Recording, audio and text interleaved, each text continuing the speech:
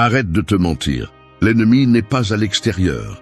Il est dans ta tête. Ce sont ces pensées que tu répètes en silence, celles qui te disent que tu ne peux pas, qu'il est déjà trop tard, que ça ne vaut pas la peine d'essayer. Mais tu te trompes. Ce n'est pas la vie qui te punit, c'est ton esprit qui t'a fait son prisonnier. Cette vidéo n'est pas pour celui qui cherche du réconfort, elle est pour celui qui veut se libérer. Pour le combattant silencieux qui en a marre de se battre avec son propre dialogue intérieur, qui sourit à l'extérieur, tandis qu'à l'intérieur, il essaie de ne pas s'effondrer. Si c'est toi, tu as besoin d'entendre ceci avec une brutalité honnête. Tu ne vas pas détruire tes pensées négatives en fuyant, mais en les affrontant avec le même calme qu'un guerrier aiguise son épée.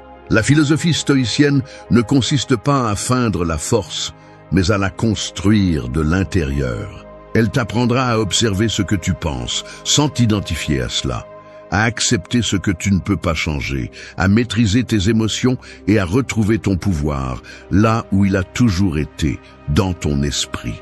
N'attends pas un discours doux. Ce que tu entendras, c'est de la discipline, de la conscience et une vérité qui fait mal, mais qui libère. Si tu es toujours là, c'est parce que tu es prêt à affronter ce qui t'a contrôlé pendant des années. Prépare-toi.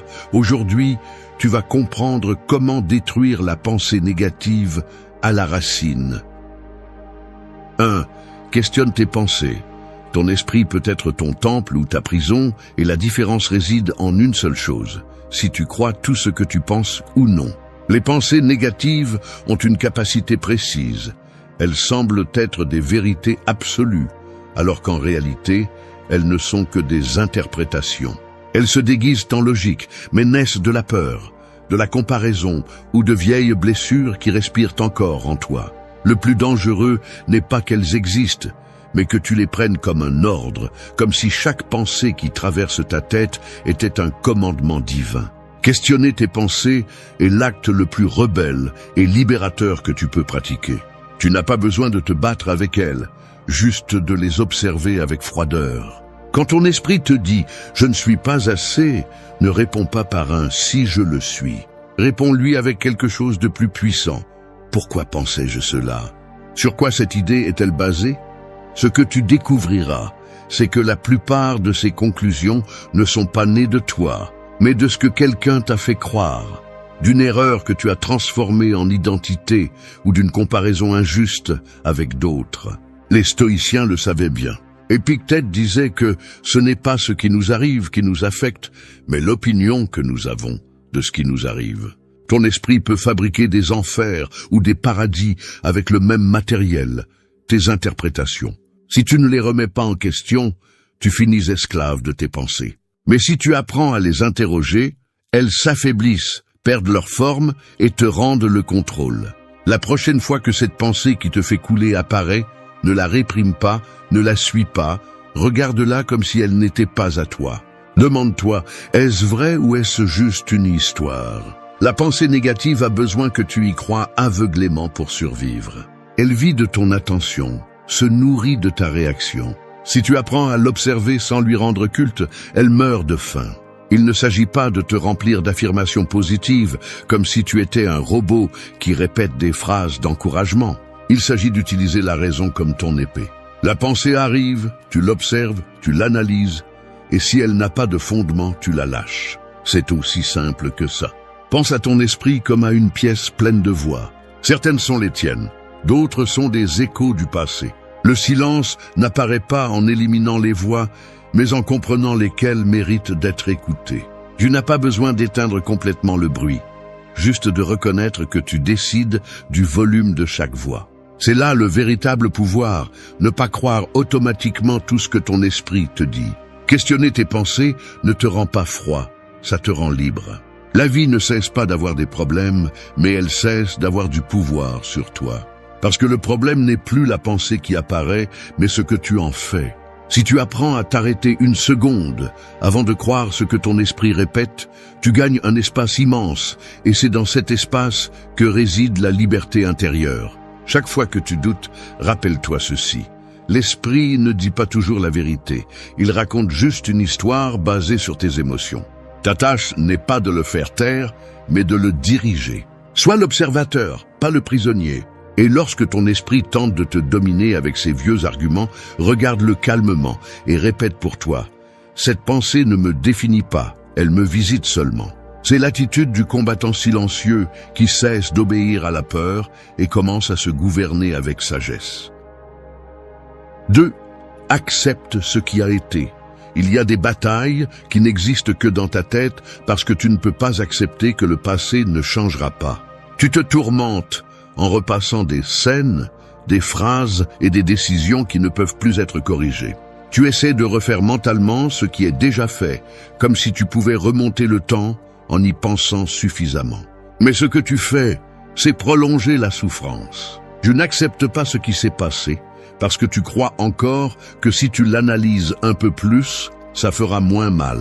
La vérité est le contraire. Ça fait mal parce que tu ne l'acceptes pas.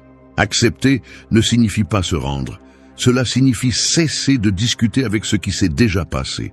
C'est regarder le passé dans les yeux et dire « oui, cela s'est passé ». Je ne le nie pas, je ne le maquille pas, je ne le répète plus dans mon esprit. La philosophie stoïcienne le rend clair.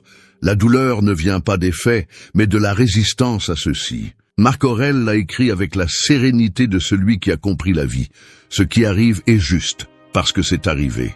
Non pas parce que c'est agréable, mais parce que c'est réel. Et la réalité ne négocie pas. Pense à toute l'énergie que tu as perdue en souhaitant que quelque chose ait été différent.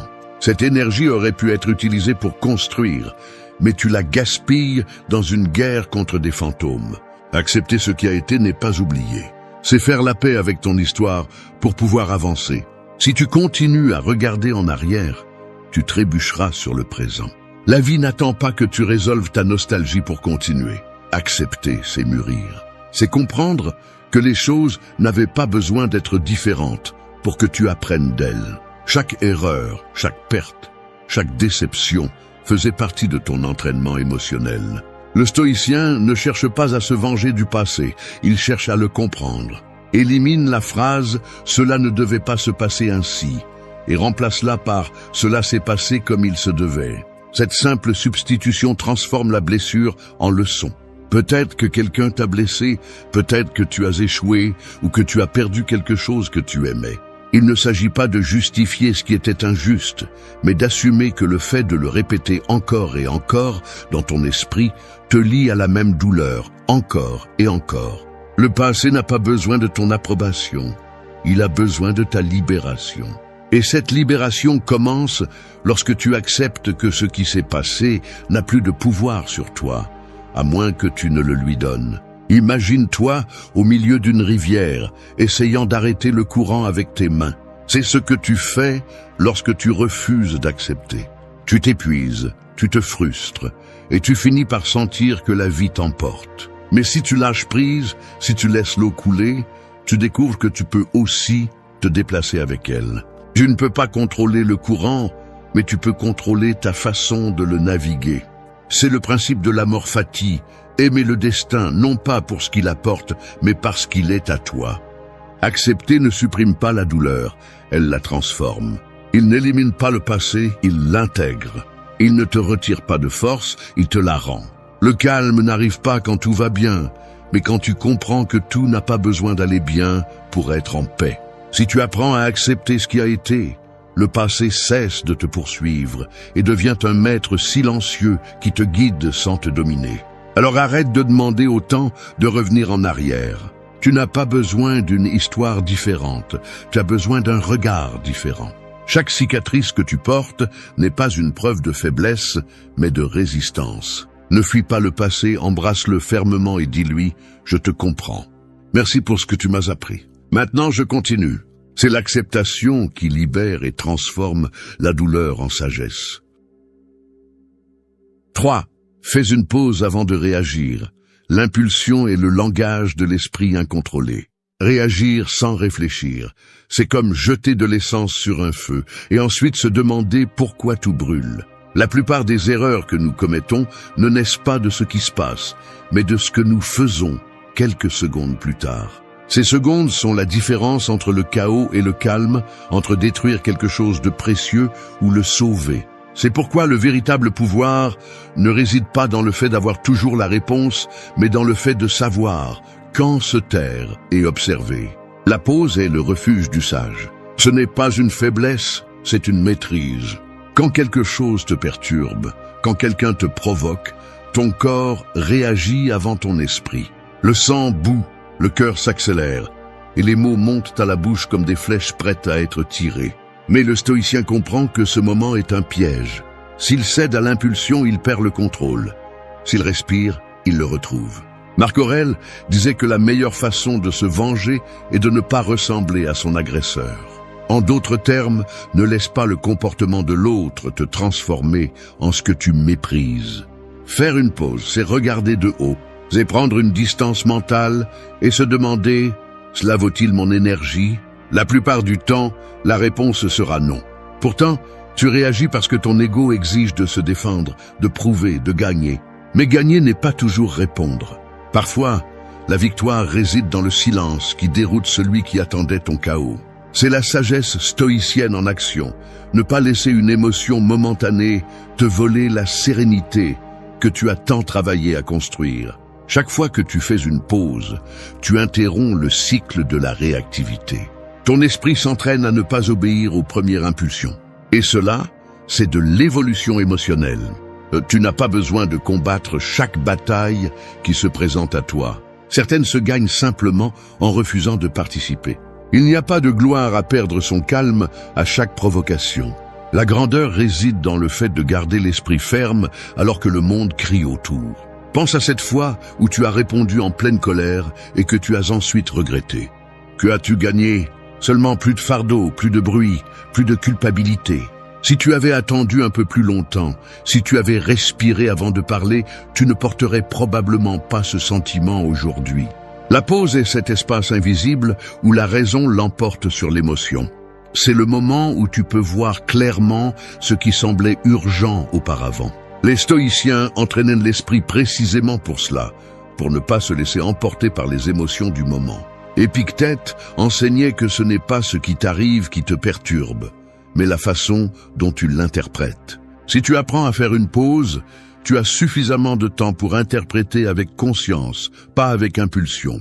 Chaque pause est un acte de pouvoir, car elle démontre que tu n'es pas esclave de ce que tu ressens, mais maître de ce que tu fais. Dans un monde où tout le monde réagit instantanément, t'arrêter te rend quelqu'un de rare, mais aussi quelqu'un de fort. La plupart se laissent emporter par le courant émotionnel collectif. Toi, en revanche, tu peux rester ferme, serein, imperturbable.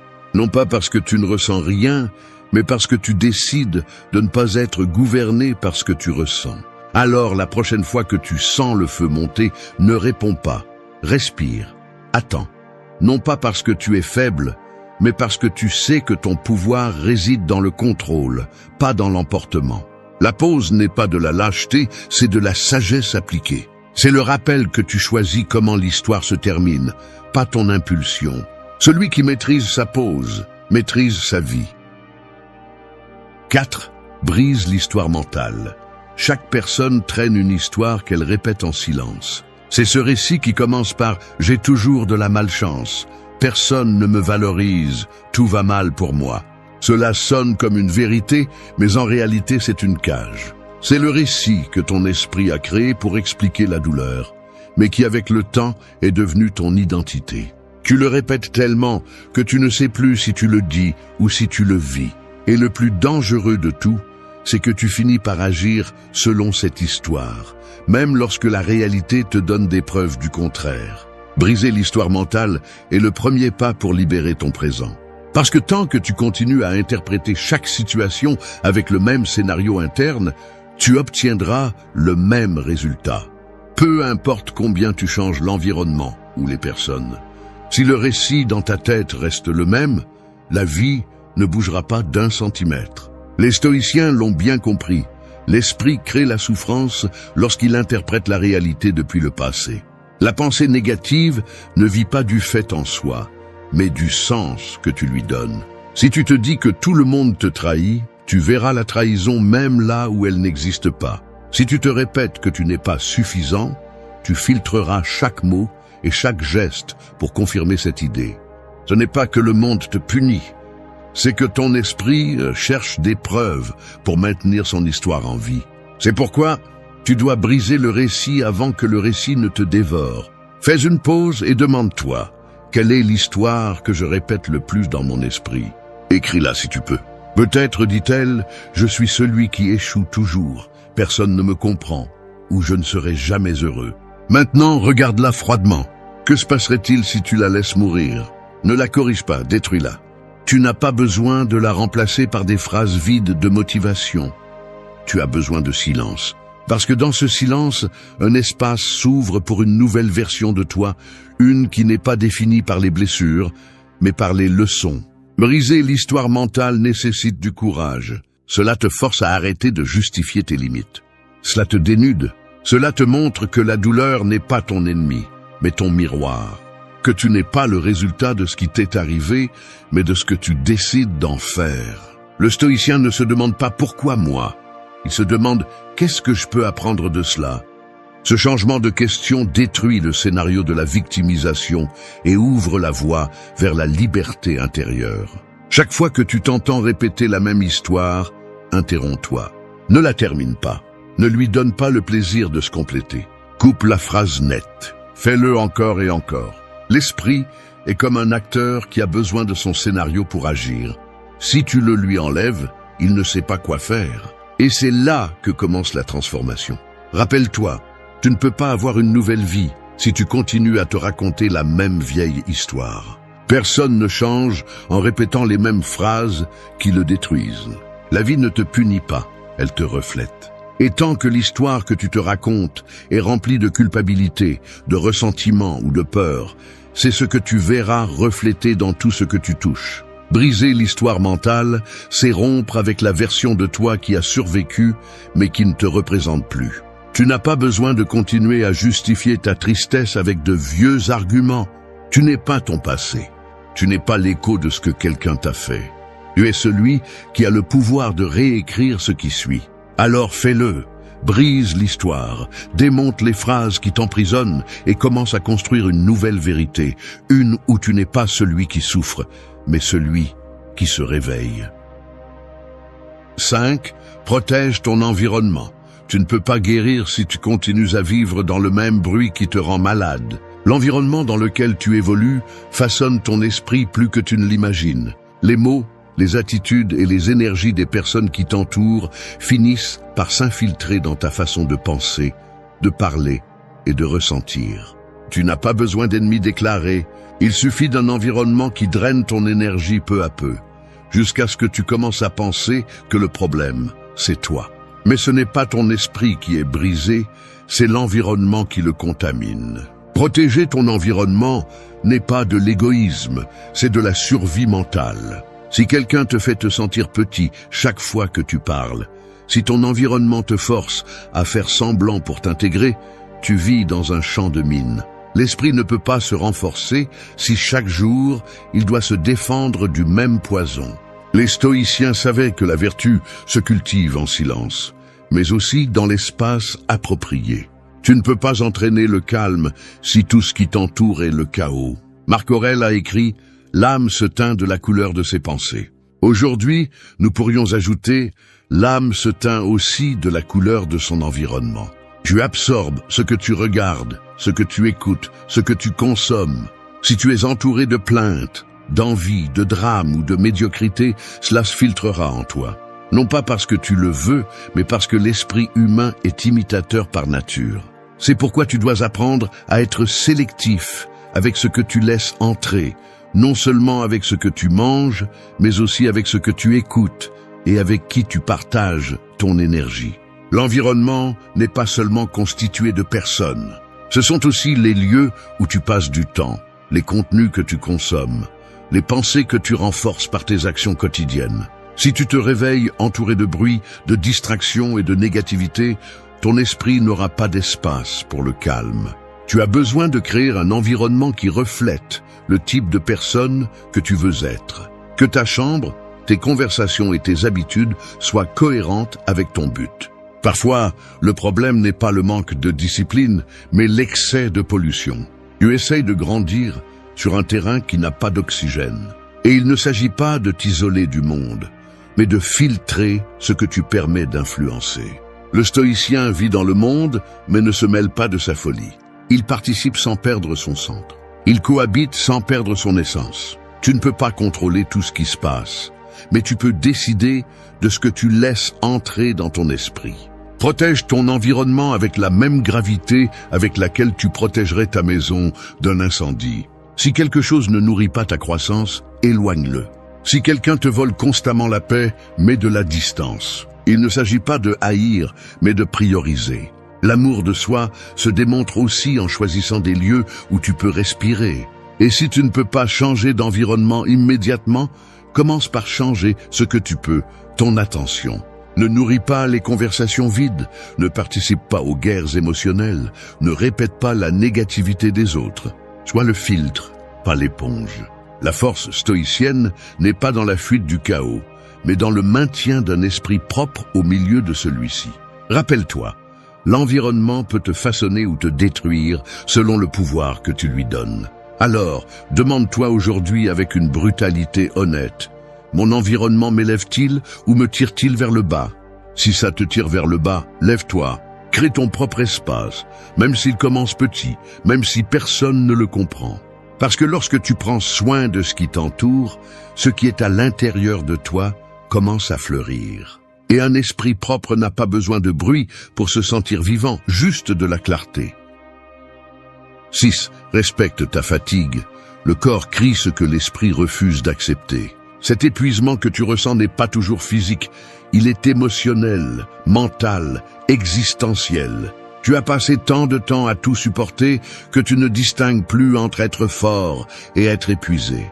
La société te pousse à continuer, à performer, à prouver que tu peux tout faire, mais personne ne t'apprend à t'arrêter sans te sentir coupable.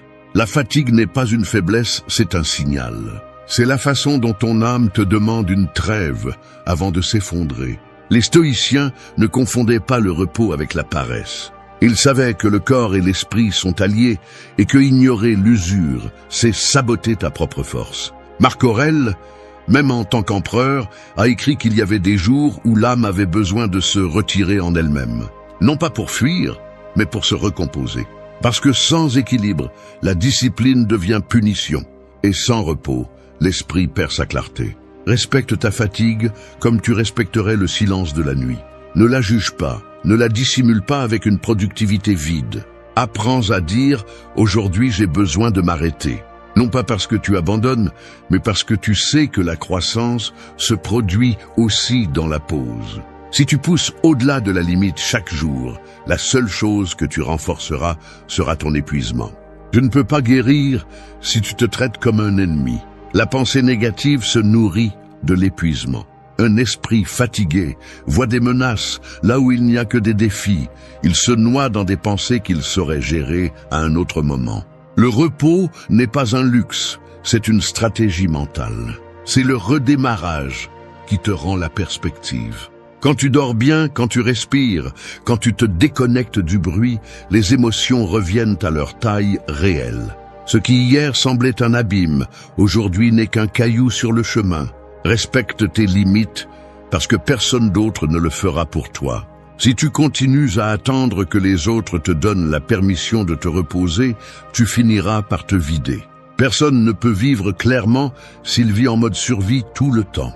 L'esprit ne peut pas lutter contre la pensée négative lorsqu'il est saturé. Il a besoin d'espace, de silence, de temps.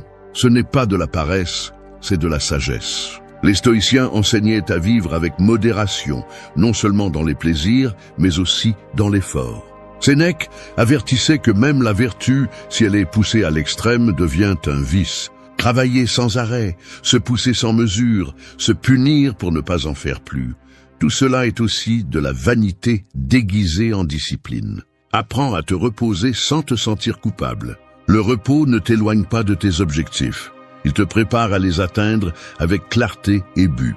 Le vrai guerrier n'est pas celui qui ne s'arrête jamais, mais celui qui sait quand le faire. Celui qui respecte sa fatigue fait preuve d'intelligence émotionnelle, parce qu'il comprend qu'il ne peut pas donner le meilleur de lui-même à partir de l'épuisement. Alors, Quand tu sens que tout te pèse, ne te brise pas pour continuer à avancer. Arrête-toi, respire, reviens à toi. Le calme n'est pas une perte de temps. C'est la racine d'où ta force renaît. Ton esprit n'a pas besoin de plus de pression, il a besoin de compassion. Respecte-toi assez pour ne pas te pousser quand ton âme demande du repos. Cette pause ne t'affaiblit pas, elle te reconstruit. Et quand tu reviendras, tu seras plus centré, plus sage, plus fort. Parce que seul celui qui sait se reposer sait comment reprendre le combat avec clarté. 7. Pratique la gratitude. Il y a des jours où ton esprit ne voit que ce qui manque, ce qui fait mal, ce qui n'a pas tourné comme tu l'espérais. La négativité s'installe comme une ombre silencieuse qui transforme chaque bonne chose en quelque chose d'invisible. Tu te lèves et sans t'en rendre compte, tu comptes déjà ce que tu n'as pas. Mais la gratitude est la façon la plus pratique et puissante de briser ce cycle. Il ne s'agit pas d'un optimisme naïf, mais d'une stratégie mentale pour rééduquer le regard. L'esprit qui est reconnaissant ne nie pas la douleur, il l'équilibre. Pratiquer la gratitude, ce n'est pas fermer les yeux sur la réalité, c'est les ouvrir à nouveau. C'est comprendre que même au milieu du chaos, il y a quelque chose qui reste debout, quelque chose qui te soutient, même si tout semble s'effondrer. Les stoïciens voyaient dans la gratitude une forme de sagesse. Sénèque disait que celui qui ne remercie pas ce qu'il a ne saura pas non plus profiter de ce qu'il désire. Parce que l'esprit qui se concentre uniquement sur le manque ne se repose jamais, il court toujours après quelque chose qu'il croit avoir besoin pour se sentir comblé. Quand tu pratiques la gratitude, tu ne dis pas que tout va bien, tu reconnais que tout ne va pas mal. C'est regarder la même scène sous un autre angle. La plupart des gens sont pris au piège dans une mentalité de manque, se comparant, se plaignant, désirant ce que les autres ont. Mais cette habitude t'éloigne du présent et t'enferme dans une insatisfaction constante. La gratitude, en revanche, te ramène au présent. Elle te rappelle que, même si tu n'as pas tout ce que tu veux, tu as déjà plus que ce dont tu as rêvé un jour. Pense à ceci. Combien de fois as-tu traversé des périodes difficiles qui te semblent lointaines aujourd'hui, et pourtant, tu en es sorti? Combien de choses que tu considères aujourd'hui comme normales étaient ton objectif il y a quelques années? L'esprit s'habitue rapidement au bien et oublie de le reconnaître. C'est pourquoi la gratitude doit être une pratique, pas une émotion passagère. Elle doit être exercée chaque jour, comme un muscle invisible qui renforce ta perspective. Les stoïciens enseignaient que la gratitude s'étend aussi à la douleur. Non pas parce qu'elle est agréable, mais parce qu'elle enseigne. La souffrance te montre tes limites, ta résistance et ta capacité à t'adapter. Si tu apprends à remercier même les épreuves, rien ne pourra te détruire complètement. Remercier ne signifie pas apprécier la douleur, cela signifie reconnaître son rôle dans ta croissance. C'est transformer le pourquoi moi en qu'est-ce que cela me montre. Pratiquer la gratitude implique aussi de remercier ce qui n'est pas arrivé, ce qui aurait pu être pire et ne l'a pas été, les pertes qui t'ont évité des chemins erronés, les déceptions qui t'ont obligé à mûrir. Quand tu changes la question de « pourquoi cela m'arrive-t-il » à « pourquoi cela m'arrive-t-il » ton esprit s'élargit. La pensée négative se désarme parce qu'elle n'a plus de quoi se nourrir. Fais de la gratitude un rituel silencieux. Tu n'as pas besoin de le dire à haute voix, il suffit de le ressentir avec honnêteté. Chaque matin, avant de penser à ce qui manque, reconnais 3 choses qui vont bien. Cela peut être quelque chose d'aussi simple que ta respiration, ta santé ou l'opportunité de recommencer. La gratitude ne change pas la réalité extérieure, elle change ta relation avec elle. Et c'est suffisant pour que tout commence à paraître différent. Un esprit reconnaissant ne s'enfonce pas facilement, parce qu'il trouve toujours quelque chose sur quoi s'appuyer. La gratitude t'ancre au présent, te renforce face à l'adversité et te rappelle que la vie, même avec ses coups, reste un privilège. Pratique-la tous les jours, surtout quand tu en as le moins envie. Parce que dans les jours sombres, la gratitude n'est pas un joli mot, c'est ton refuge. 8. Tu n'es pas ta douleur. La douleur est une partie inévitable de la vie, mais la souffrance constante est un choix inconscient. Beaucoup se trompent et commencent à se construire une identité à partir de leurs blessures. Ils disent « je suis anxieux, je suis une personne endommagée ». Je suis quelqu'un qui ne peut pas faire confiance. Et avec chaque phrase, ils élèvent les murs de leur propre prison. Mais la douleur n'est pas toi, c'est juste une expérience que tu traverses. La différence est cruciale. Quand tu oublies cela, tu arrêtes de vivre pour commencer à survivre. L'esprit a une tendance cruelle, transformer le passé en étiquette. Il te fait croire que parce que tu as souffert, tu seras toujours marqué. Mais le stoïcisme enseigne le contraire. Épictète disait que les choses ne t'affectent pas parce qu'elles sont, mais par la façon dont tu les interprètes. Ta douleur ne te définit pas. Ce que tu fais avec elle, oui. Chaque blessure peut être une excuse pour abandonner ou une raison de grandir. Tu décides quelle histoire raconter. Tu n'es pas ta tristesse, même si parfois il semble qu'elle t'habite. Tu n'es pas tes pensées sombres, même si elles te visitent souvent. Tu n'es pas le rejet, ni l'abandon, ni la peur qui t'a déjà brisé. Tu es la conscience qui observe tout cela sans se perdre dedans. Quand tu comprends cela, la douleur cesse de te gouverner. Tu continues à la ressentir, mais elle ne commande plus tes décisions. C'est la liberté intérieure que recherchaient les stoïciens. Ne pas éliminer l'émotion, mais apprendre à ne pas être emporté par elle. L'erreur la plus courante est de lutter contre la douleur. Tu veux qu'elle disparaisse, tu la rejettes, tu la caches, mais plus tu la réprimes, plus elle prend de la force. La voie sage n'est pas le déni, c'est l'intégration.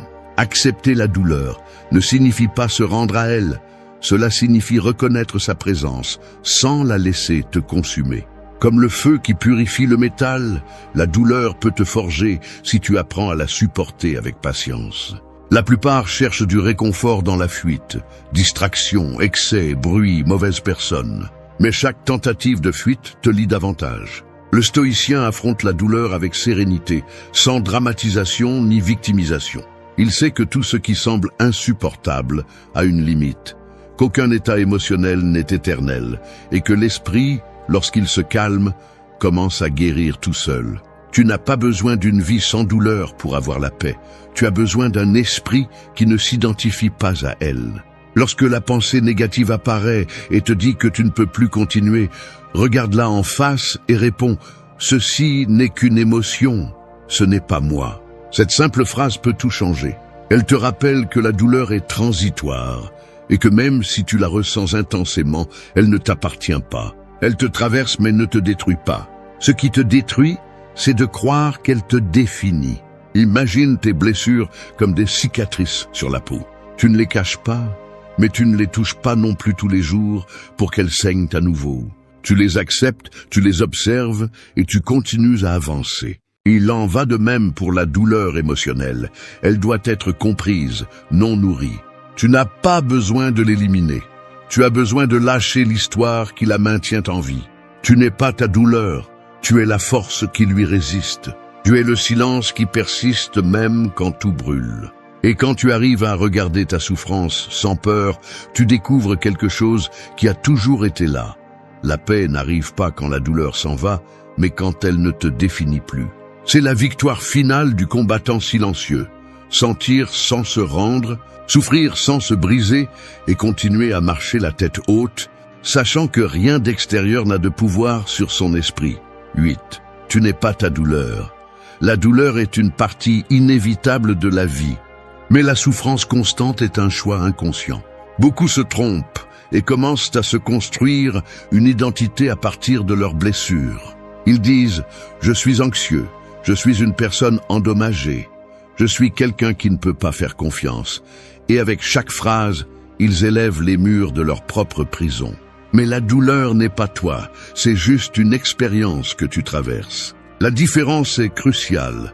Quand tu oublies cela, tu arrêtes de vivre pour commencer à survivre. L'esprit a une tendance cruelle, transformer le passé en étiquette. Il te fait croire que parce que tu as souffert, tu seras toujours marqué. Mais le stoïcisme enseigne le contraire. Épictète disait que les choses ne t'affectent pas parce qu'elles sont, mais par la façon dont tu les interprètes. Ta douleur ne te définit pas. Ce que tu fais avec elle, oui. Chaque blessure peut être une excuse pour abandonner ou une raison de grandir. Tu décides quelle histoire raconter. Tu n'es pas ta tristesse, même si parfois il semble qu'elle t'habite. Tu n'es pas tes pensées sombres, même si elles te visitent souvent. Tu n'es pas le rejet, ni l'abandon, ni la peur qui t'a déjà brisé. Tu es la conscience qui observe tout cela sans se perdre dedans. Quand tu comprends cela, la douleur cesse de te gouverner. Tu continues à la ressentir, mais elle ne commande plus tes décisions. C'est la liberté intérieure que recherchaient les stoïciens. Ne pas éliminer l'émotion, mais apprendre à ne pas être emporté par elle. L'erreur la plus courante est de lutter contre la douleur. Tu veux qu'elle disparaisse, tu la rejettes, tu la caches, mais plus tu la réprimes, plus elle prend de la force. La voie sage n'est pas le déni, c'est l'intégration. Accepter la douleur ne signifie pas se rendre à elle, cela signifie reconnaître sa présence sans la laisser te consumer. Comme le feu qui purifie le métal, la douleur peut te forger si tu apprends à la supporter avec patience. La plupart cherchent du réconfort dans la fuite, distraction, excès, bruit, mauvaise personne. Mais chaque tentative de fuite te lie davantage. Le stoïcien affronte la douleur avec sérénité, sans dramatisation ni victimisation. Il sait que tout ce qui semble insupportable a une limite, qu'aucun état émotionnel n'est éternel, et que l'esprit, lorsqu'il se calme, commence à guérir tout seul. Tu n'as pas besoin d'une vie sans douleur pour avoir la paix. Tu as besoin d'un esprit qui ne s'identifie pas à elle. Lorsque la pensée négative apparaît et te dit que tu ne peux plus continuer, regarde-la en face et réponds « Ceci n'est qu'une émotion, ce n'est pas moi ». Cette simple phrase peut tout changer. Elle te rappelle que la douleur est transitoire et que même si tu la ressens intensément, elle ne t'appartient pas. Elle te traverse mais ne te détruit pas. Ce qui te détruit, c'est de croire qu'elle te définit. Imagine tes blessures comme des cicatrices sur la peau. Tu ne les caches pas, mais tu ne les touches pas non plus tous les jours pour qu'elles saignent à nouveau. Tu les acceptes, tu les observes et tu continues à avancer. Il en va de même pour la douleur émotionnelle. Elle doit être comprise, non nourrie. Tu n'as pas besoin de l'éliminer. Tu as besoin de lâcher l'histoire qui la maintient en vie. Tu n'es pas ta douleur, tu es la force qui lui résiste. Tu es le silence qui persiste même quand tout brûle. Et quand tu arrives à regarder ta souffrance sans peur, tu découvres quelque chose qui a toujours été là. La paix n'arrive pas quand la douleur s'en va, mais quand elle ne te définit plus. C'est la victoire finale du combattant silencieux. Sentir sans se rendre, souffrir sans se briser et continuer à marcher la tête haute, sachant que rien d'extérieur n'a de pouvoir sur son esprit. Merci d'être resté jusqu'à... Arrête de croire que tu as du temps. C'est le premier mensonge qui t'empêche de vraiment vivre. Chaque jour que tu repousses, la vie se raccourcit un peu plus. Et pendant que tu fais des plans infinis, la mort observe en silence, pas avec cruauté, mais avec patience. Elle ne vient pas te prendre quoi que ce soit, elle te rappelle simplement que rien ne t'appartient. Ni ton corps, ni tes réalisations, ni même les personnes que tu aimes. Tout ce que tu considères maintenant comme tien est en prêt. Et chaque respiration est une signature de plus sur ce contrat invisible qui expirera un jour. Accepter la mort n'est pas se rendre, c'est se réveiller.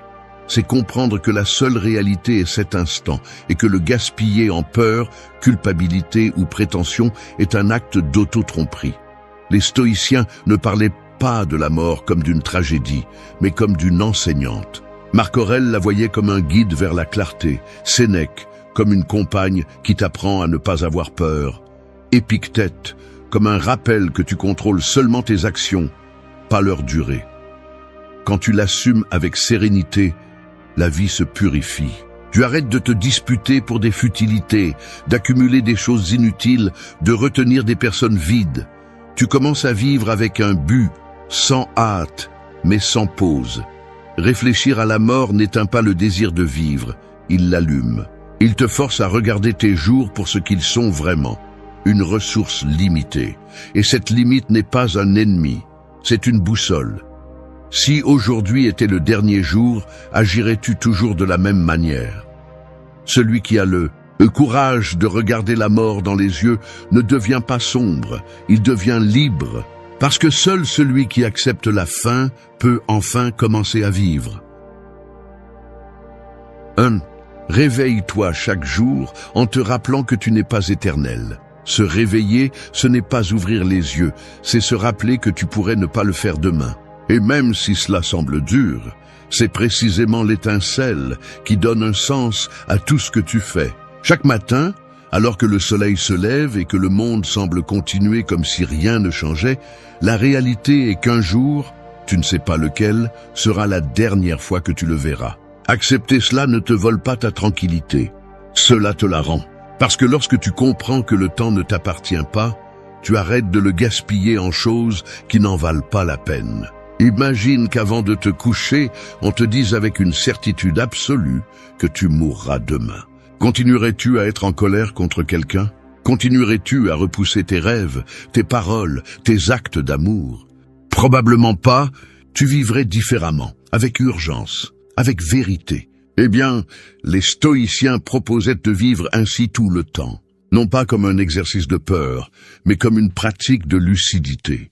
Marc Aurèle écrivait « Vis chaque jour comme si c'était le dernier, sans agitation, sans indifférence et sans hypocrisie. » Ce n'est pas une phrase poétique, c'est un ordre. Parce que celui qui se souvient de sa mortalité devient quelqu'un d'impossible à manipuler, à distraire ou à tromper avec le superficiel. Penser à la mort chaque matin n'est pas morbide, c'est discipliné. C'est un entraînement de l'esprit pour concentrer son énergie là où elle compte vraiment. Si tu mourais aujourd'hui, aurais-tu été fidèle à toi-même? Ou aurais-tu passé la journée à essayer d'impressionner quelqu'un qui peut-être ne pense même pas à toi? La finitude nettoie le regard, coupe le brouillard mental. Elle te fait prendre conscience que tu ne peux pas te permettre de gaspiller ton existence en choses qui ne construisent rien. Il n'y a pas de temps pour la médiocrité, ni pour vivre à moitié. La peur de la mort naît de l'oubli. Nous oublions que chaque jour qui passe est déjà une petite mort. Chaque aube, le hier cesse d'exister et quelque chose en toi disparaît aussi. Mais là est la beauté. Tu peux renaître avec chaque nouveau jour. Tu n'as pas besoin de grands gestes, juste de présence. En te levant, ne dis pas « je dois aller travailler ». Dis « j'ai une chance de plus de faire quelque chose de significatif avant de partir ». Ne dis pas « un autre jour pareil ». Dis « un jour de moins ». Cette conscience ne te déprime pas, elle te concentre. La mort n'attend pas, mais elle ne presse pas non plus. Elle observe seulement ce que tu fais de ce qui te reste. Et la plupart des gens vivent comme si l'horloge n'existait pas, comme si l'éternité était garantie. C'est pourquoi ils repoussent les conversations, les pardons, les décisions, les changements, jusqu'à ce que la vie les secoue et qu'ils comprennent, trop tard, que ce qu'ils ont ignoré était la seule chose qui comptait vraiment. Ne laisse pas cela t'arriver. Réveille-toi chaque matin avec l'esprit clair et le cœur conscient de sa fragilité. Souviens-toi, tu n'es pas éternel et c'est là ta force. Parce que quand tu comprends que le temps est limité, tu commences à l'utiliser comme un guerrier qui connaît la valeur de son épée. Il ne s'agit pas de vivre avec la peur de mourir, mais de vivre de telle manière que la mort te trouve plein, sans rien en suspens, sans regret. La mort t'apprend à regarder l'horloge sans anxiété, à respirer sans culpabilité, à apprécier sans posséder.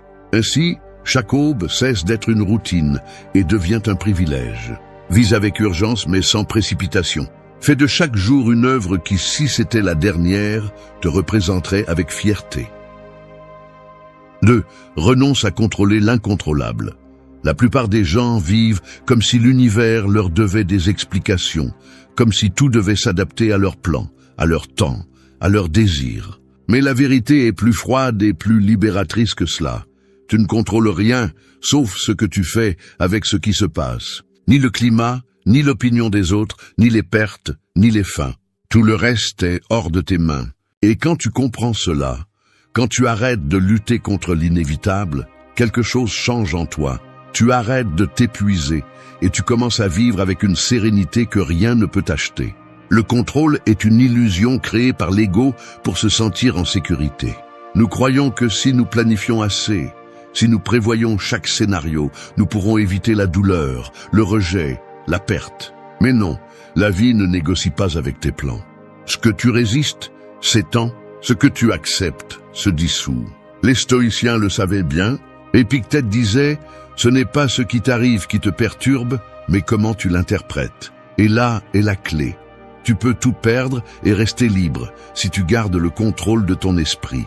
Mais tu peux tout avoir et vivre enchaîné si tu insistes pour que le monde t'obéisse. Renoncer au contrôle ne signifie pas se rendre, cela signifie se libérer du fantasme. C'est comprendre que tu peux diriger ton attitude, tes mots, ta façon de répondre, mais jamais la direction du vent. Un marin ne maudit pas la tempête, il ajuste les voiles. C'est ainsi qu'il faut agir quand on vit avec sagesse, non pas en cherchant à dominer le chaos, mais en coulant à l'intérieur de lui avec tempérance et fermeté. Quand tu essaies de contrôler l'incontrôlable, tu t'épuises. Quand tu acceptes que tu ne peux pas, tu te renforces. C'est le paradoxe que l'ego ne supporte pas, que le véritable pouvoir naît du détachement. Pense aux fois où tu as souffert pour quelque chose qui ne dépendait pas de toi. Une personne qui a changé, une opportunité perdue, une trahison, une erreur d'autrui. Toute cette souffrance a été une facture émotionnelle pour essayer de gouverner ce qui ne t'a jamais appartenu. Mais quand tu comprends que l'univers ne tourne pas selon ta volonté, la vie se simplifie.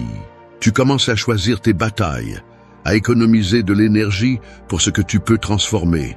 Ton caractère, ta discipline, ta perspective. Renoncer au contrôle est un acte de confiance, non pas en la chance, mais en ta capacité à rester ferme, même lorsque le monde tremble. Les stoïciens ne prêchaient pas la passivité, mais l'autocontrôle. Ils savaient que celui qui se maîtrise a déjà conquis tout ce qui importe. La sérénité n'est pas obtenue en manipulant l'environnement, mais en acceptant sa nature changeante. Tu arrêtes d'essayer de forcer la rivière et tu deviens quelqu'un qui sait la naviguer. Le contrôle absolu est la racine de la souffrance moderne. Nous voulons contrôler comment on nous voit, comment on nous aime, comment on se souvient de nous. Nous sommes obsédés par l'idée de projeter une image, de prouver que tout est sous contrôle. Mais plus tu essaies de le prouver, plus tu perds la paix. La véritable liberté arrive quand tu peux regarder le chaos et dire « Je ne comprends pas, mais je suis calme ». Parce que cette tranquillité ne dépend pas du résultat, elle dépend de ton esprit. Laisse le monde être comme il est. Ne lutte pas contre la pluie. Apprends à te mouiller sans te plaindre. Ne maudis pas l'hiver, renforce-toi en lui. N'essaie pas de contrôler les gens, contrôle tes réactions envers eux. C'est ainsi qu'on vit en paix, en acceptant l'ordre naturel des choses. Tu n'as pas besoin que tout se passe bien pour te sentir bien. Tu as juste besoin de te rappeler que ton pouvoir est dans ta réponse, pas dans le destin. Et quand tu le fais, quand tu lâches ce qui n'a jamais été à toi, tu découvres une liberté qu'aucun pouvoir externe ne peut te donner. Parce qu'au final, celui qui renonce au contrôle domine la vie. 3. Fais aujourd'hui ce qui pourrait être trop tard demain. Le temps ne prévient pas. Il n'envoie ni message, ni avertissement. Il passe simplement, silencieux, implacable, arrachant des secondes qui ne reviendront jamais. La plupart des gens vivent en croyant qu'il y aura toujours un demain, que plus tard sera le moment parfait, qu'après on essaiera, on aimera, on demandera pardon. Mais ce après est le déguisement élégant de la procrastination émotionnelle. Les stoïciens le savaient, repousser la vie est la façon la plus lente de mourir. Sénèque l'a écrit durement. Pendant que nous remettons les choses à plus tard, la vie passe.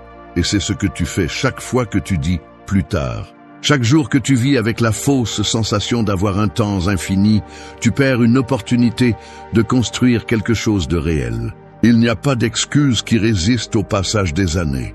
Il n'y aura pas un moment plus facile, ni un contexte plus propice, ni un signe divin qui te dira maintenant oui. Le moment idéal n'existe pas. Il y a ta décision. Et plus tu attends, plus tu te complais dans l'inertie. Le confort est le piège le plus élégant que la peur ait inventé. Il te fait croire que tu es en sécurité, alors qu'en réalité tu es stagné.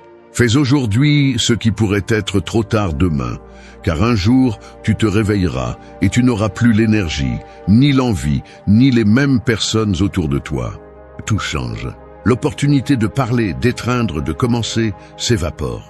Il n'y a rien de plus douloureux que de regarder en arrière et de réaliser que ce n'était pas le destin qui t'a arrêté, mais ton indécision. N'attends pas d'avoir du courage pour agir. Agis et le courage apparaîtra. C'est ainsi que se forge le caractère, en affrontant la peur, pas en négociant avec elle. Chaque fois que tu retardes quelque chose d'important, tu joues avec l'illusion que tu contrôles le temps. Mais l'horloge n'attend pas ta préparation. Le monde continue, les jours passent et la vie se consume. Et ce qui fait le plus mal n'est pas la perte de temps, mais de réaliser que tu l'as gaspillé en choses sans âme. Répéter ce qui est confortable, ce qui est connu, ce qui ne fait pas mal, est la façon la plus subtile de se rendre. Fais-le maintenant, non pas parce que demain n'existe pas, mais parce que aujourd'hui est la seule chose que tu peux toucher. La pensée stoïcienne ne te demande pas d'impulsivité, elle te demande de la présence. Il ne s'agit pas de courir, mais d'agir avec intention. Fais aujourd'hui ce que tu sais que tu devrais faire, même si tu n'en as pas envie. Appelle qui tu dois appeler, commence ce projet que tu continues à repousser, écris ce que tu gardes depuis des années. N'attends pas d'être prêt. Personne ne l'est.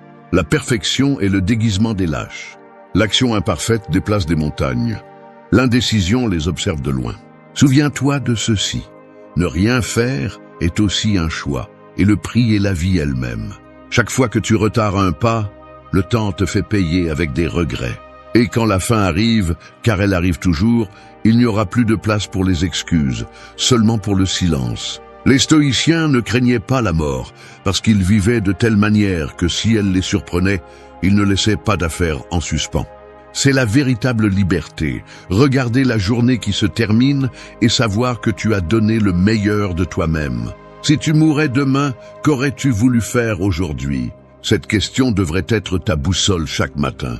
La mort ne te menace pas, elle te pousse. Elle n'est pas une ennemie, elle est un rappel. Alors arrête de planifier la vie parfaite et commence à vivre la vie présente. N'attends pas le moment approprié pour changer, car peut-être que le moment approprié était celui-ci. Fais-le maintenant, car demain pourrait être trop tard, et la seule chose que tu perdrais vraiment n'est pas le temps, mais l'opportunité d'être qui tu aurais dû être. 4. Lâche ce que tu ne peux pas garder. Tout ce que tu as, même ce que tu aimes le plus, est destiné à partir un jour. Peu importe combien tu en prends soin, combien tu le serres fort ou combien tu as peur de le perdre, tout ce qui vit est fait pour se transformer, et toi aussi. Pourtant, nous passons notre vie à essayer d'arrêter l'inévitable, nous accrochant à des personnes, des moments, des routines ou des idéaux qui ont déjà accompli leur cycle. Le résultat est la souffrance. Parce que lorsque tu essaies de retenir ce que le temps veut t'emporter, tu ne perds pas seulement cela, tu te perds toi-même dans la tentative. Le stoïcisme enseigne quelque chose de brutalement simple. La possession est une illusion. Rien ne t'appartient vraiment, ni ton corps, ni ton argent, ni ta réputation, ni même les personnes que tu appelles miennes. Tout est transitoire. Épictète le disait clairement. Ne dis jamais que tu as perdu quelque chose. Dis que cela t'a été rendu. Cette phrase, bien que courte, renferme la plus grande liberté qu'un être humain puisse atteindre. Lorsque tu comprends que rien n'est à toi, tu cesses de craindre la perte. Et celui qui ne craint pas de perdre vit légèrement, sans chaînes émotionnelles, sans anxiété pour ce qui pourrait disparaître. Lâche ce que tu ne peux pas garder, car plus tu le retiens, plus cela te fait mal. Les gens changent, les étapes se terminent, les liens se transforment. Mais la peur de lâcher prise est la peur d'accepter que le temps avance sans ta permission. Beaucoup continuent de porter des relations vides, des souvenirs qui sont déjà des ruines, ou des culpabilités qui n'existent que dans leur esprit. S'accrocher, c'est essayer de retenir la rivière avec ses mains. Plus tu serres fort, plus elle s'échappe. Lâcher prise n'est pas oublier. C'est comprendre que ce qui a été vécu a déjà rempli sa fonction et que ta tâche maintenant est d'avancer sans ressentiment. L'attachement est le déguisement de la peur. Peur d'être seul, peur de recommencer, peur d'accepter que tout ne se termine pas comme tu l'imaginais. Mais la vie ne te doit pas de cohérence, elle te doit de l'évolution. Ce qui s'en va t'enseigne. Ce qui reste t'accompagne. Ce qui arrive te transforme. Tout a un sens, même si tu ne le comprends pas sur le moment. Le problème est que nous confondons amour avec possession, stabilité avec répétition, sécurité avec contrôle. Et ainsi, sans nous en rendre compte, nous devenons des prisonniers de ce que nous connaissons. Lâcher prise n'est pas un acte de faiblesse, c'est un acte de pouvoir. Il faut plus de force pour accepter le changement que pour y résister. Lorsque tu laisses partir ce que tu ne peux plus garder, ton âme s'allège, et ce qui faisait mal auparavant devient une leçon. Les stoïciens pratiquaient cet exercice chaque jour. Marc Aurèle écrivait dans ses méditations « Bientôt tu oublieras tout, et bientôt tout le monde t'oubliera ». Il ne le disait pas avec tristesse, mais avec sagesse. L'insignifiance de l'extérieur libère le poids de l'intérieur. Lorsque tu acceptes que l'oubli fait partie du cycle, tu apprends à vivre sans craindre la fin. Rien ne dure éternellement, et c'est précisément ce qui en fait la valeur. L'éphémère est ce qui donne de la valeur à ce qui a été vécu. Un coucher de soleil, une étreinte, une conversation, un regard, tous sont des moments empruntés mais éternels dans leur intensité. Lorsque tu apprends à aimer sans posséder, à remercier sans exiger, à te souvenir sans dépendre, tu deviens invincible. La perte cesse d'être une tragédie et devient une transformation. Alors lâche prise, lâche ce qui ne vibre plus avec toi, ce qui te pèse, ce qui n'existe que dans la nostalgie. Laisse la vie suivre son cours. Tu n'es pas ici pour retenir, tu es ici pour couler. Et quand tu le fais, quand tu comprends que la véritable force n'est pas dans la résistance, mais dans l'acceptation, la mort elle-même cesse d'être une menace. Parce que celui qui a appris à lâcher prise dans la vie n'a plus peur de perdre quoi que ce soit. 5. Parle, agis et aime avec authenticité. Tu ne sais pas combien de fois tu pourras encore dire ce que tu ressens, faire ce que tu désires ou embrasser celui que tu aimes. C'est la vérité que nous évitons de regarder. Nous vivons comme si les opportunités étaient infinies, comme si les mots pouvaient attendre, comme si l'affection pouvait être gardée pour plus tard. Mais le plus tard n'existe pas. La vie ne se mesure pas en années, mais en moments authentiques. Et l'authenticité est ce qui les rend éternels. Parler, agir et aimer avec authenticité est la forme la plus pure de défier la mort. Car ce qui naît de la vérité ne se flétrit pas avec le temps. La plupart des gens ont peur d'être réels. Ils craignent de se montrer vulnérables, de dire ce qu'ils pensent, d'aimer sans garantie. Ils préfèrent s'adapter, feindre, contrôler la perception des autres. Mais le prix de cette fausseté est la déconnexion. Tu t'éloignes de toi-même, tu te fragmentes en essayant de plaire, tu deviens une version diluée qui survit, mais ne vit pas. Les stoïciens méprisaient cette vie superficielle. Pour eux, vivre avec vertu était d'être cohérent entre pensée, parole et action. Marc Aurèle disait « Fais ce qui est juste ». Le reste n'a pas d'importance. Et ce n'a pas d'importance englobe tout, le jugement, la critique, la peur. Parler avec authenticité ne signifie pas dire tout ce que tu penses, mais parler à partir de la vérité, sans fioriture ni masque. C'est oser dire non quand tout le monde s'attend à ce que tu dises oui. C'est défendre tes limites, même si cela dérange. C'est exprimer ce que tu aimes sans craindre de paraître faible. Dans un monde plein de bruit et d'apparence, l'honnêteté est devenue un acte révolutionnaire. Tout le monde ne te comprendra pas, mais tu vivras en paix car il n'y a pas de fardeau plus lourd que de feindre. Agir avec authenticité signifie arrêter de chercher l'approbation. Chaque décision que tu prends par peur de décevoir les autres est une trahison silencieuse à ton âme. La vie ne consiste pas à s'intégrer, mais à t'exprimer. Quand tu fais ce qui est juste simplement parce que tu dois, tu vis en automatique. Quand tu agis à partir de tes principes, même si personne ne t'applaudit, tu vis avec un but. Les stoïciens ne cherchaient pas l'admiration, ils cherchaient la cohérence. Et cette cohérence est ce qui donne de la force même face à la mort, car tu sais que tu as vécu sans masque, sans feindre, sans te mentir. Aimer avec authenticité est le plus grand défi de tous. Il ne s'agit pas de promesses éternelles, ni de romantisme vide. Il s'agit de présence, de regarder l'autre et de dire « Je t'aime aujourd'hui, sans exigence, sans vouloir te posséder ». La mort nous enseigne que chaque amour est temporaire et cela le rend plus précieux. Accepter qu'il peut se terminer te force à le vivre avec intensité et gratitude. Ne pas aimer par peur de perdre, c'est ne pas aimer du tout. L'amour authentique ne cherche pas l'éternité, il cherche la vérité. L'authenticité n'est pas de la rébellion, c'est de la liberté. C'est marcher la tête haute en sachant que tu n'as pas prétendu être quelqu'un d'autre pour t'intégrer dans le moule de quelqu'un d'autre. C'est regarder en arrière et ne pas avoir honte de tes silences, de tes mots, de tes gestes. La mort ne fait pas peur à celui qui a vécu en étant fidèle à lui-même, car celui qui a été authentique a déjà vaincu l'oubli. Alors arrête de te taire quand tu souffres. Arrête de cacher ce que tu aimes. Arrête d'agir comme si ta vie était une répétition. Parle avec vérité, agis avec courage et aime sans peur. Tu ne peux pas contrôler combien de temps durera ton existence, mais tu peux décider que chaque mot, chaque action et chaque amour porte ta marque réelle. Parce que quand tu le fais, même si tu meurs demain, tu auras vraiment vécu. 6. Donne plus de valeur au silence qu'à la hâte. Le monde court comme s'il fuyait quelque chose, mais en réalité, il fuit lui-même. Tout le monde bouge, tout le monde cherche, tout le monde se remplit de bruit pour ne pas entendre l'écho qui résonne en eux. La hâte est la distraction la plus acceptée du siècle, une manière élégante d'éviter l'inconfort de la pensée. On nous a appris que s'arrêter c'est perdre, que le repos est de la paresse, que le silence est vide. Mais les stoïciens connaissaient la vérité. Seul celui qui s'arrête pour écouter peut se connaître, et seul celui qui se connaît peut vivre avec sagesse. Chaque fois que tu choisis le silence plutôt que la hâte, tu choisis la profondeur plutôt que la superficialité.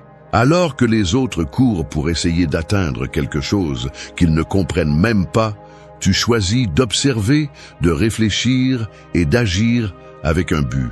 La vie ne se mesure pas par la vitesse, mais par la conscience avec laquelle tu traverses chaque moment. Marc Aurèle l'a écrit clairement. Arrête-toi, observe et comprends. Le silence te connecte à ce qui compte vraiment. La hâte t'éloigne de tout, même de toi. Il y a des gens qui ont besoin d'être occupés tout le temps pour ne pas penser. Ils remplissent leur agenda, saturent leur sens, parlent sans arrêt, travaillent sans but. Mais derrière ce mouvement constant, il y a de la peur. Peur de faire face au vide, peur d'admettre qu'ils ne savent pas qui ils sont. Le silence n'est pas absence, c'est présence totale. C'est la pause où l'esprit s'éclaircit et l'âme respire. La hâte, en revanche, est une fuite déguisée en productivité. Tu cours tellement que tu finis par n'arriver nulle part, épuisé, sans sens, sans connexion avec quoi que ce soit. Valoriser le silence ne signifie pas abandonner tes objectifs. Cela signifie avancer avec calme, avec direction. Le sage ne court pas, il avance. Il sait que l'important n'est pas d'arriver en premier, mais d'arriver conscient. Quand la vie se remplit de bruit, tu perds la capacité de discerner ce qui vaut ton énergie et ce qui ne le vaut pas. Le silence agit comme un filtre. Il nettoie l'inutile, il révèle l'essentiel. En lui, tu comprends que tu n'as pas besoin de répondre à tout, ni de discuter de tout, ni d'être présent à chaque bataille. Ne pas tout faire est aussi une décision, et souvent la plus sage. Les stoïciens pratiquaient le calme mental comme une forme de force. Non pas par faiblesse, mais par maîtrise. Sénèque disait que rien ne démontre plus de pouvoir qu'un esprit qui ne réagit pas au chaos. Le silence n'est pas passivité, c'est stratégie. C'est observer avant d'agir, analyser avant de répondre, conserver de l'énergie avant de la dépenser inutilement.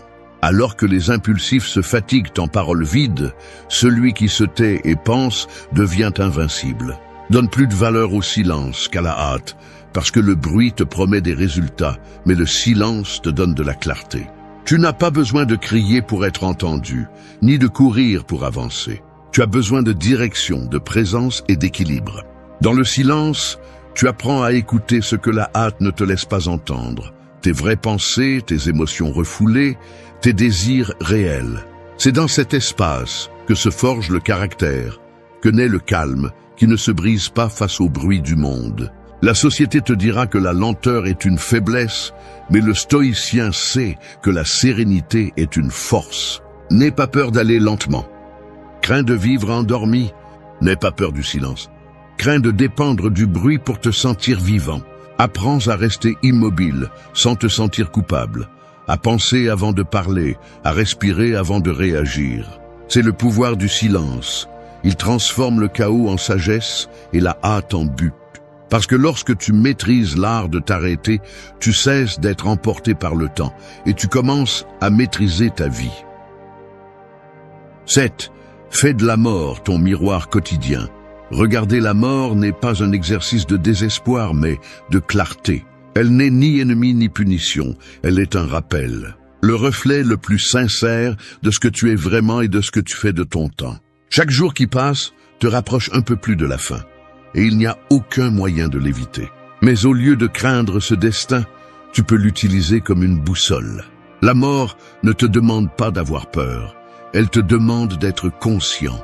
Lorsque tu en fais ton miroir, tu arrêtes de regarder à l'extérieur en quête de sens, et tu commences à regarder à l'intérieur en quête de vérité. Les stoïciens pratiquaient cette habitude avec discipline, non pas parce qu'ils étaient insensibles, mais parce qu'ils savaient que ce souvenir de la mort purifie l'esprit. Marc Aurèle écrivait « Vis chaque jour comme si la vie avait commencé et fini avec toi aujourd'hui ». Dans cette phrase, il n'y a pas de tragédie, il y a de la liberté. Si tu acceptes que tout peut finir à tout moment, tes priorités changent.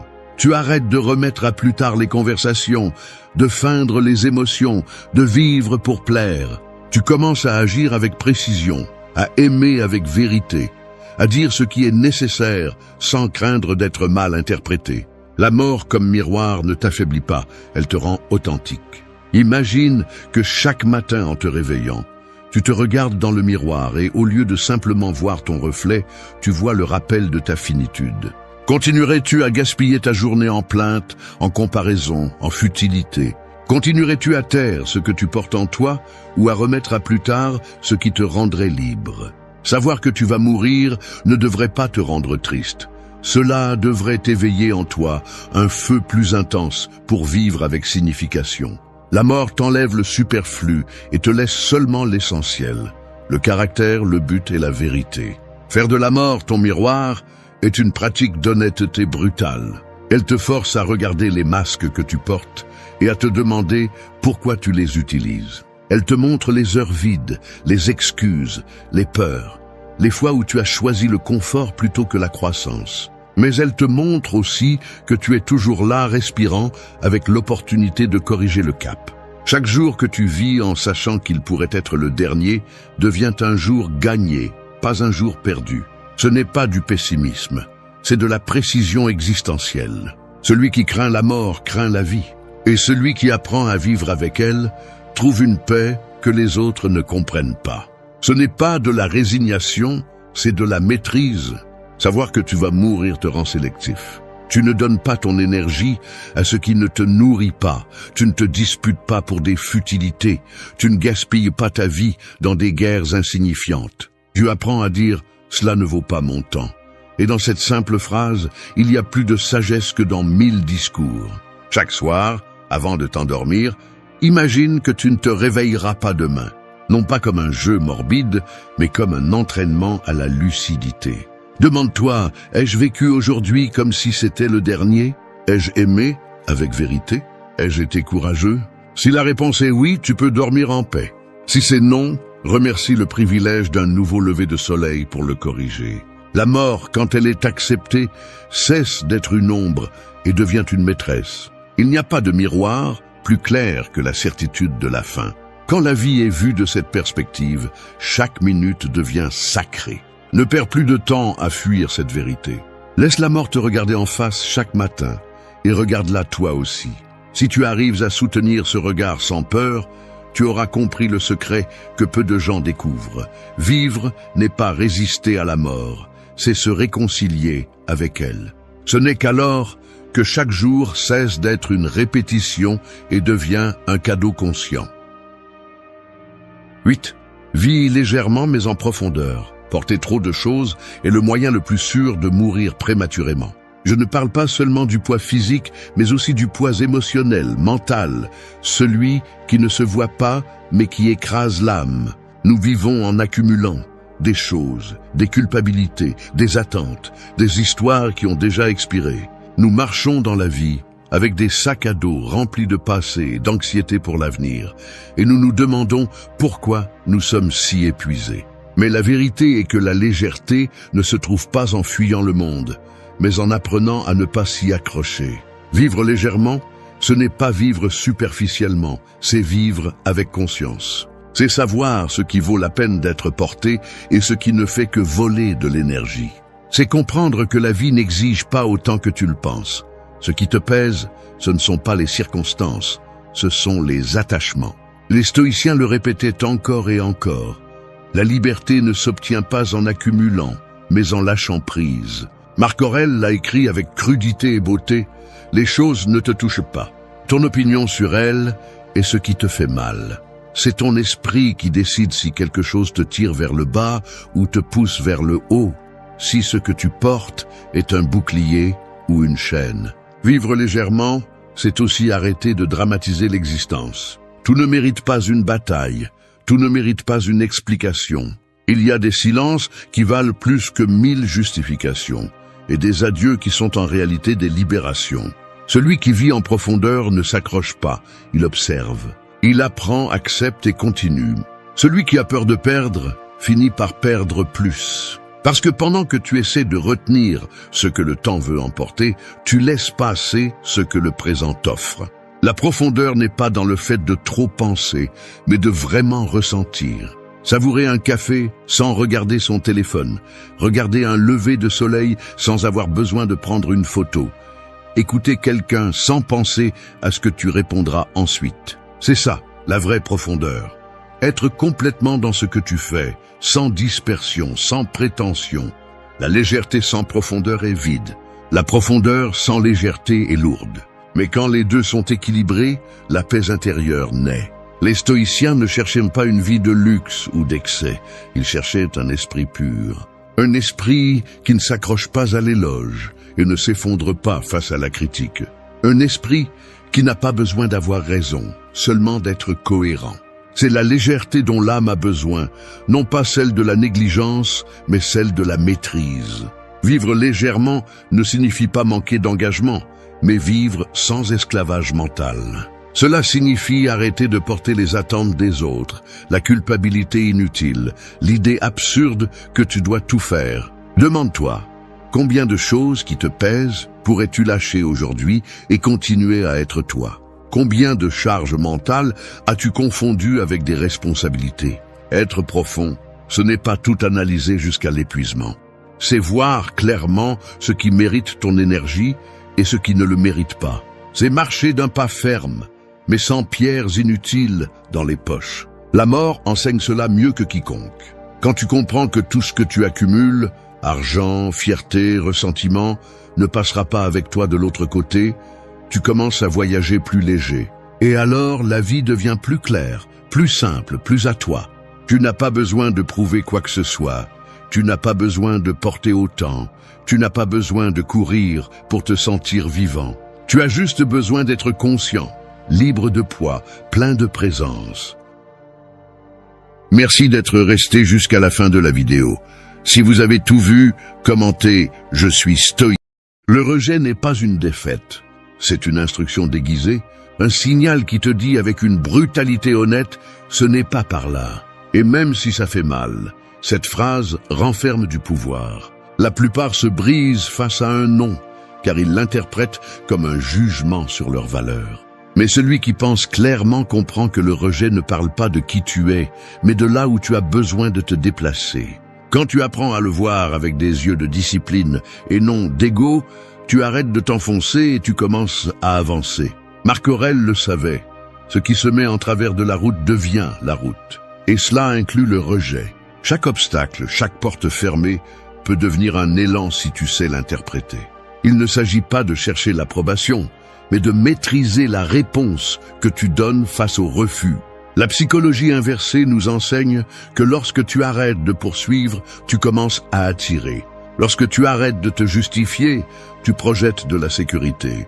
Lorsque tu lâches le besoin, tu gagnes du pouvoir. Dans cette vidéo, tu apprendras à transformer le rejet en un outil de croissance. Non pas à partir de l'orgueil ou de la vengeance, mais à partir de la sérénité et de la stratégie.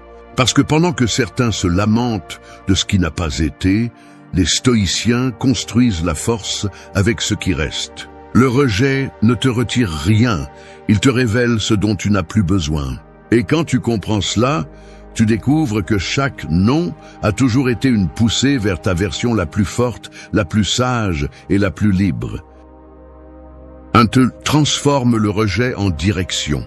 Chaque rejet est comme une rafale de vent qui, si tu ne sais pas la lire, semble te repousser en arrière, mais si tu observes calmement, tu remarqueras qu'en réalité, elle te pousse vers une autre direction. Le problème n'est pas le vent, mais ta résistance à lâcher la barre de l'ego. La plupart réagissent avec colère ou frustration face au rejet parce qu'ils le confondent avec une sentence. Mais en vérité, c'est une boussole. Le non qui fait mal aujourd'hui pourrait être le merci que tu prononceras demain lorsque tu découvriras où il t'a mené. Les stoïciens comprenaient cela à la perfection. Pour eux, les événements extérieurs n'étaient ni bons ni mauvais. Ce qui importait, c'était l'interprétation. Lorsque quelqu'un te rejette, la seule chose qui se passe est qu'une porte se ferme. Mais c'est toi qui décides si tu restes à la frapper désespérément ou si tu fais demi-tour et continues à marcher. Marc Aurèle disait que nous ne devons pas demander que les choses se passent comme nous le voulons, mais les vouloir telles qu'elles se passent. Car c'est dans cette acceptation intelligente que réside le pouvoir. Le rejet cesse d'être une blessure lorsque tu le vois comme une redirection. La psychologie inversée complète cette idée de manière pratique. Plus tu poursuis quelque chose qui te rejette, plus tu l'éloignes. Mais lorsque tu lâches prise et que tu avances, tu changes l'énergie. Tu cesses d'agir par nécessité et tu commences à projeter l'indépendance. À ce moment-là, le monde réagit différemment à toi.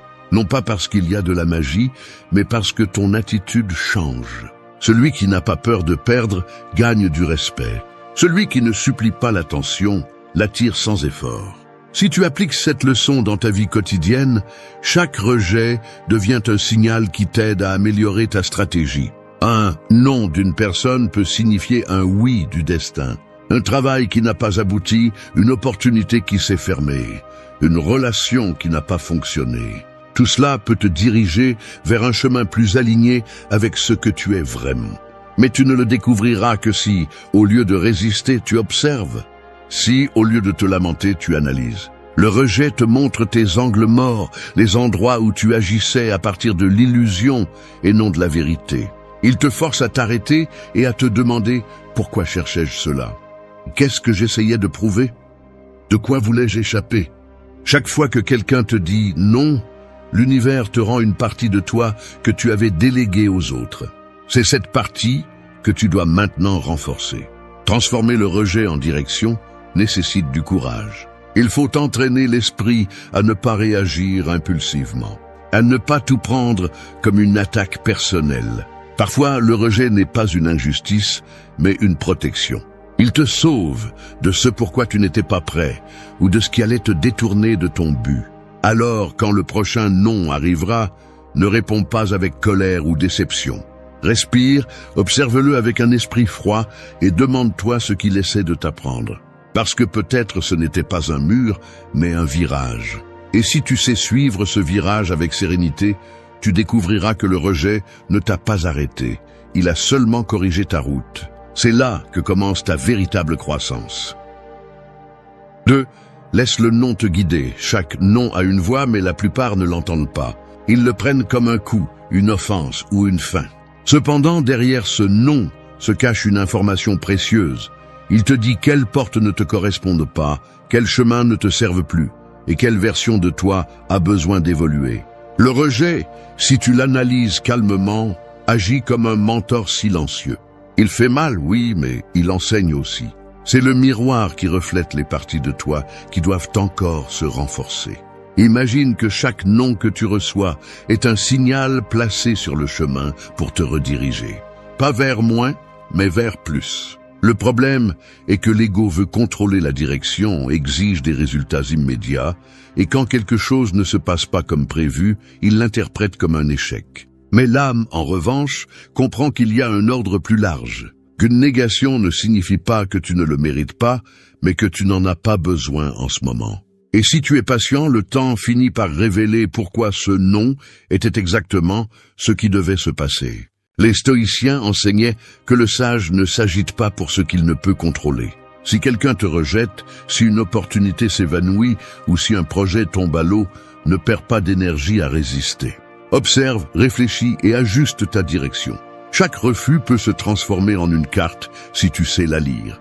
Marc Aurèle a écrit que la nature agit toujours en ordre, même quand nous ne le comprenons pas. Il en va de même pour les rejets. Ils ne sont pas du chaos, ils sont des corrections de parcours. La psychologie inversée apporte un point essentiel ici.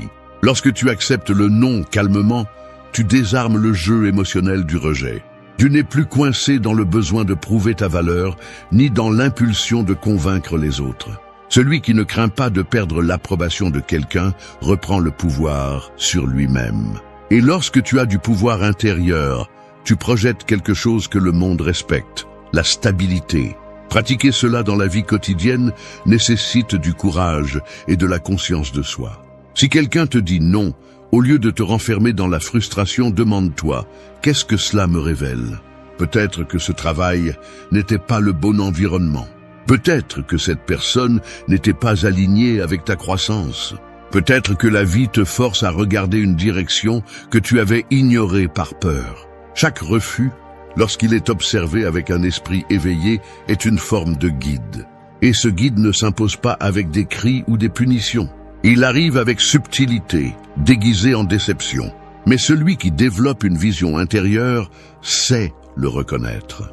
Il apprend à marcher sans se plaindre, avec un pas ferme, en faisant confiance à chaque obstacle à un but caché. Quand tu vis ainsi, le rejet cesse de te faire peur. Il devient une partie du rythme naturel de la vie, un signal qui affine ton chemin. Laisse le non te guider, pas te paralyser. Remercie chaque refus, car il y a une direction en lui. Parce que pendant que d'autres abandonnent ou désespèrent, tu peux observer, apprendre et avancer avec plus de précision.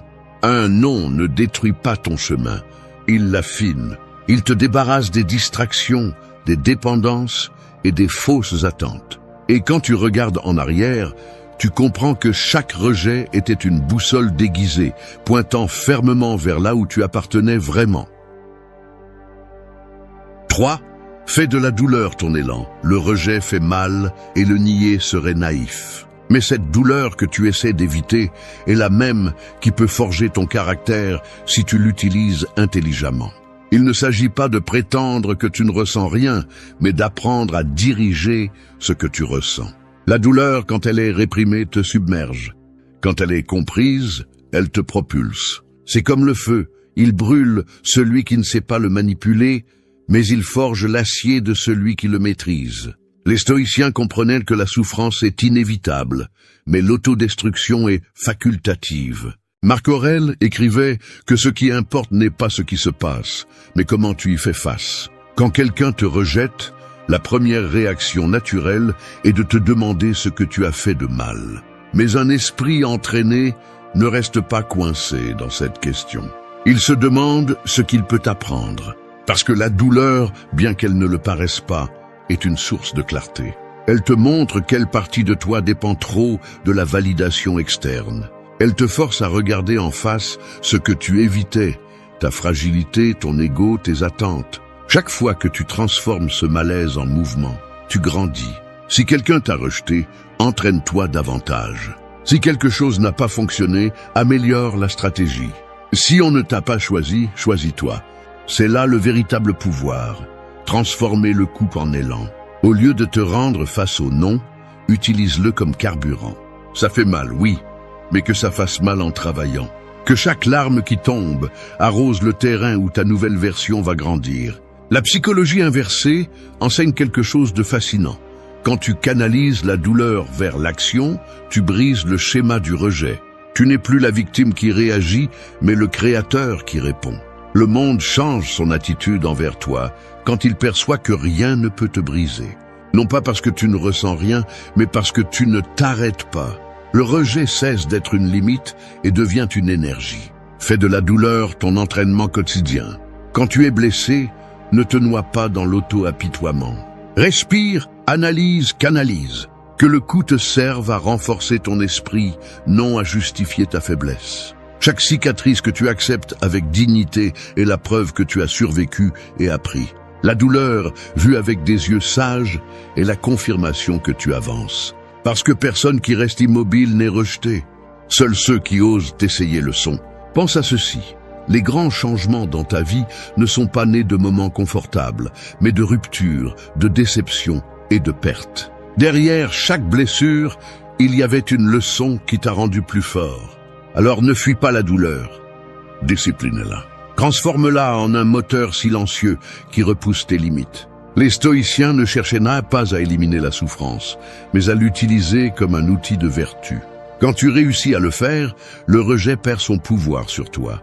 Ce n'est plus une blessure ouverte, mais une source d'énergie interne. Tu n'as pas besoin que le monde t'embrasse pour avancer. Ton but te suffit, parce que chaque fois que tu transformes la douleur en élan, tu te prouves que tu peux renaître sans avoir besoin d'approbation. Et c'est, à la fin, ce qui étonne le plus, voir quelqu'un qui, au lieu de se briser, décide de se lever avec plus de force, plus de concentration et plus de calme qu'avant. 4. Lâche le résultat. Le poids le plus lourd du rejet ne réside pas dans le refus en lui-même, mais dans l'attachement au résultat que tu espérais. Tu veux que les choses se passent comme tu les as imaginées, que tu sois accepté, que tu sois reconnu, que l'effort ait une récompense immédiate. Mais lorsque la réalité ne coïncide pas avec tes attentes, l'ego se rebelle. Il souffre non pas parce qu'il a perdu quelque chose de réel, mais parce qu'il a perdu le contrôle. Et c'est là la véritable origine de la douleur, non pas le rejet, mais la résistance à accepter ce qui a été. Le stoïcisme enseigne une vérité que peu sont prêts à pratiquer. Tu ne contrôles que tes actions, pas leurs conséquences. Marc Aurèle l'a résumé avec fermeté. Fais ce que tu dois avec la nature comme guide et accepte ce qui vient avec sérénité. Quand tu comprends cela, tu arrêtes de vivre en fonction des résultats. Tu commences à te concentrer sur le processus. Tu ne travailles plus pour plaire ou pour être approuvé. Tu travailles parce que c'est la bonne chose à faire, parce que cela te renforce, parce que cela t'aligne avec tes valeurs. Lâche le résultat et tu gagneras en liberté. Quand quelqu'un te rejette, ne le prends pas comme une mesure de ta valeur, mais comme une décision extérieure. Si tu as fait ce qui était juste, si tu as donné le meilleur de toi-même, il n'y a rien de plus à faire. Apprendre à lâcher prise n'est pas abandonner. C'est avoir confiance en ce que la vie se réorganise, même quand tu ne le comprends pas. Le rejet devient alors une transition, pas une perte. Ce qui s'en va fait de la place pour quelque chose de plus authentique. La psychologie inversée applique cette même logique sous un autre angle. Quand tu lâches l'obsession d'obtenir quelque chose, tu augmentes tes chances de l'obtenir. L'énergie du besoin fait fuir, tandis que le calme attire. Si tu t'accroches, tu transmets du désespoir. Si tu lâches, tu projettes de la sécurité. Et cette sécurité est magnétique. Celui qui n'a pas besoin de prouver quoi que ce soit, prouve tout. En pratique, cela se traduit par une discipline émotionnelle. Avant de réagir à un rejet, respire. Demande-toi, est-ce que ma valeur dépendait vraiment de ce résultat? Ou est-ce que je laisse mon ego me convaincre que j'ai perdu quelque chose d'essentiel? La plupart des gens ne sont pas en échec par manque d'opportunités, mais par leur incapacité à accepter le flux naturel de la vie. Ils veulent que tout se passe selon leur calendrier, sans comprendre que le temps ne se plie pas à leurs désirs. Quand tu lâches, tu retrouves ton centre. Tu deviens plus observateur et moins réactif. Tu ne luttes plus contre le monde, tu coules avec lui. Cela ne signifie pas te résigner, mais diriger ton énergie vers ce qui dépend vraiment de toi. Le rejet cesse d'être une punition et devient une leçon d'humilité. Il te rappelle que tu n'es pas ici pour contrôler, mais pour agir avec vertu et t'adapter avec intelligence. Pratiquer cela nécessite de la maturité. Il est facile de lâcher prise en parole, difficile de le faire de cœur. Mais chaque fois que tu y parviens, tu deviens plus invincible. Car personne ne peut manipuler celui qui n'a pas peur de perdre. Personne ne peut blesser celui qui ne s'accroche pas à ce qu'il ne peut pas contrôler. Lâcher le résultat est l'art de la véritable liberté. Agir sans anxiété, aimer sans dépendance et attendre sans désespoir. Et quand tu arrives à ce point, le rejet ne te blesse plus, il te libère. Parce que tu découvres que ce qui semblait être une porte fermée était en réalité la sortie d'un labyrinthe qui ne t'appartenait pas. 5. Maîtrise tes émotions. Le rejet a la capacité d'allumer les feux les plus primitifs de l'être humain, fierté, colère, peur, honte. En quelques secondes, tu passes du calme à la tempête. Et si tu n'apprends pas à maîtriser cette réaction, tu finiras par être l'esclave des émotions des autres. Parce que c'est ce que fait le rejet si tu ne le contrôles pas. Il te transforme en un reflet de ce que les autres décident. Le stoïcisme enseigne le contraire, que le véritable pouvoir n'est pas d'éviter la douleur, mais de rester calme pendant que tu la traverses. Marc Aurèle a écrit que personne ne peut te blesser sans ton consentement. Et il avait raison. Ce n'est pas l'action de l'autre qui te détruit, c'est ton interprétation. Quand quelqu'un te rejette, l'esprit crée une histoire. Je ne suis pas assez, je ne suis pas valorisé, je ne vaux rien. Mais cette histoire n'est pas la vérité, c'est une réaction émotionnelle.